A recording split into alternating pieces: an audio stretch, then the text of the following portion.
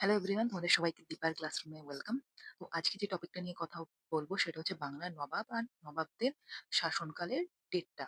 Already আমি একটা video দিয়েছিলাম অনেকদিন আগে। বাংলার নবাব কতগুলো ছিল তাদের লিস্ট শেয়ার করেছিলাম, প্রচুর ভিউজ এসেছিল, প্রচুর আমাদের লোক কমেন্টও করেছিল। তো সেই জন্য এই টপিকটা আমি আরেকবার চুজ করেছি, যেহেতু আমি এখন নিজে আসছি তোমাদেরকে শোনানোর জন্য হিস্ট্রি রিলেটেড জিনিস, এবং যত গভর্নমেন্ট এক্সাম রিলেটেড হবে সেগুলোর জন্য আমি নিজেই আসবো, তোমাদের সাথে শেয়ার করবো। তো চলো সময় না নষ্ট করে আগে এটা দেখে নেওয়া যাক। তো বাংলার শাসনকালে বেঙ্গলের নবাব যারা ছিলেন, তো সবার প্রথমে স্টার্ট হচ্ছে মুর্শিদ কুলি খাঁ, যে রাজত্ব করেছিল 1717 থেকে 1727। ঠিক আছে, ক্যাপিটাল অফ মুর্শিদাবাদ। নেক্সট হচ্ছে সিরাজ উদ্দৌলা মোহাম্মদ খান, যিনি শাসনকাল ছিল 1727 থেকে 1739। ঠিক আছে, ইনি মুর্শিদ কুলি, ইনি সান ইন ল ছিল মুর্শিদ কুলি খাঁর, যার নামে কিন্তু মুর্শিদাবাদ স্থাপন করা মানে নামকরণ করা হয়েছে। নেক্সট ছিল সরফরাজ খান, যার রাজত্বকাল ছিল 1739 থেকে 1740। ইনি ছিলেন সুজাউদ্দিনের ছেলে। নেক্সট হচ্ছে আলিবর্দিন খান, যিনি 1740 থেকে 1756 অব্দি রাজত্ব করেছিলেন। ইনি সরফরাজ খানের ওপর মানে টুক ওভার করেছিল, মানে হারিয়ে সেই সিংহাসনটা নিয়েছিল। তুমি যদি আরো ডিটেলসে জানতে চাও, যেরকম মুর্শিদ কুলি খাঁ কে ছিল, সুজাউদ্দিন কে ছিল, যার ছেলে রাজা হচ্ছিল, তার জন্য আমি লং ভিডিও নিয়ে আসবো, ডিটেলসে নিয়ে আসবো। অলরেডি আমি কিছু ভিডিওতে শেয়ার করেছি প্রিভিয়াসলি, তুমি যদি গিয়ে দেখো সেখানে। বাট আপাতত আজকে শুধু লিস্ট অ্যান্ড কত সালে এরা রাজত্ব করেছিল, কোন টাইম সালে সেটা, এবং স্ক্রিনের মধ্যে আমি দিতেও রয়েছে, তো তোমরা স্ক্রিনশটও নিয়ে নিতে পারো। নেক্সট হচ্ছে সিরাজ উদ্দৌলা, 1756 থেকে 1757 সাল অব্দি তিনি রাজত্ব করেছিলেন। সবাই জানে, সবাই জানে যে ইনি গ্র্যান্ডসন ছিলেন আলিবর্দিন খানের। আর সিরাজউদ্দৌলা হেরেছিলেন পলাশির যুদ্ধে। পলাশির যুদ্ধে কিন্তু ইনি হেরেছিলেন, মানে তাকে বিট্রে করা হয়েছিল।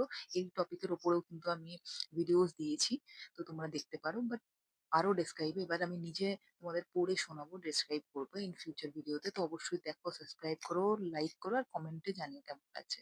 তো নেক্সট যাই, মীর জাফর, যিনি 1757 থেকে 1760 অ্যান্ড 1763 থেকে 1765 এই সময়কালে ইনি কিন্তু রাজত্ব করেছিলেন। বলে নাকি ইনি ঠকিয়েছিলেন, সিরাজউদ্দৌলাকে বিট্রে করেছিলেন, তারপর তিনি বসেছিলেন। তো দুটো কেন দেওয়া রয়েছে এই ব্যাপারেও কিন্তু আমি ডিসক্রাইব করবো তোমাদের নেক্সট ভিডিওতে।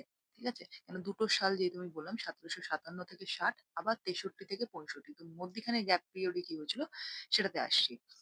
নেক্সট হচ্ছে মীর কাসিম, যিনি 1760 থেকে 1763, এই যে বললাম এক্ষুনি যেটা মীর জাফরের যে গ্যাপ পিরিয়ডটা ছিল, তখন কিন্তু মীর কাসিম ছিল এখানে।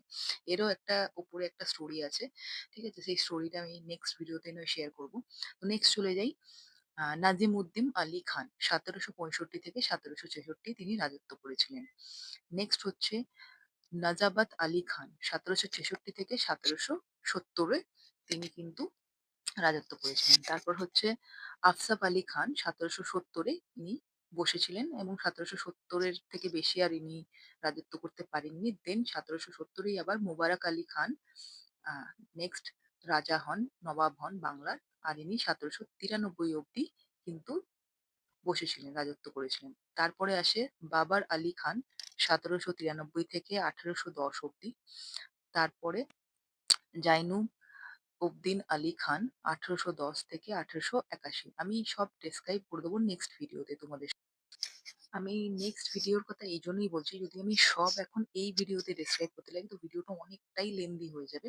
তো সেই জন্যই আমি জাস্ট লিস্টটা আর রাজত্বকালটা তোমাদের সাথে শেয়ার করছি। লাস্ট আমি শেয়ার করেছিলাম যে উদ্দিন আলী খাঁ অব্দি। তো নেক্সট যাচ্ছি আহমদ আলী খান, 1881 থেকে 1824 অব্দি ইনি কিন্তু রাজত্ব করেছিলেন। তারপর হচ্ছে মোবারক আলী খান, 1824 থেকে 1838, এটা হচ্ছে মোবারক আলী খান টু। সরি, এখানে দুইটা লেখা ছিল, মিস করে গেছি।